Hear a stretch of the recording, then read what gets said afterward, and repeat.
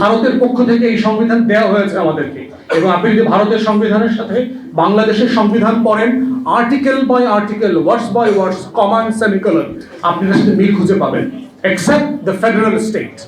ভারত একটা federal state, তার যে কাঠামোগত পার্থক্য আছে এটার সাথে আমার সংবিধানের, আমরা ফেডারেল না ইউনিটারি মডেলের স্টেট, সেই স্টেটের যে ডিফারেন্স, এছাড়া বাকি সকল প্রভিশনের ভিতরে আপনি সেটা পাবেন, মিল খুঁজে পাবেন।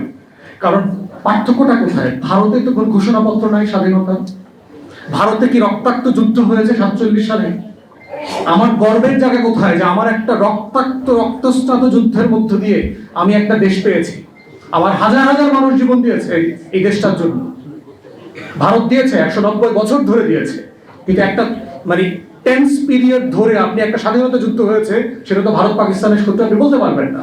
ভারত পাকিস্তানের যুদ্ধে কোনো ঘোষণাপত্র ছিল না, কিন্তু আমার স্বাধীনতা যুদ্ধে একটা ঘোষণাপত্র ছিল।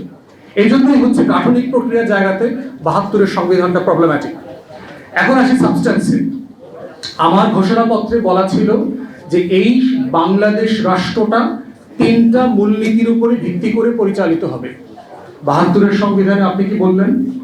নতুন করে 4টা মূলনীতি দিলেন, অ্যাবসলিউটলি আনবিনাউন টু দ্য নেশন।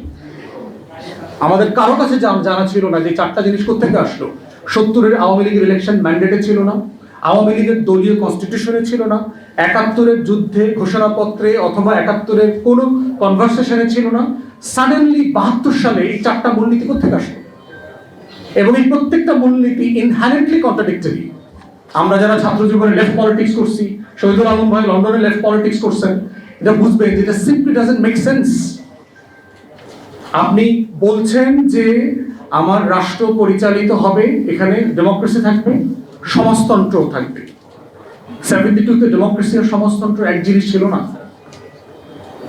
আপনি বলছেন যে এই জাতি বাঙালি বলিয়া পরিচিত হইবে। তাহলে আমার রাষ্ট্রের হাজার হাজার চাকমারা পাহাড়িরা যেই ঘোষণাপত্র শুনে যুদ্ধ করতে গিয়েছিল, তাকে আপনি 1 বছর পরে বললেন যে তুমি যদি বাঙালি না হও, তোমার আইডেন্টিটির কোনো স্বীকৃতি আমার কাছে নাই।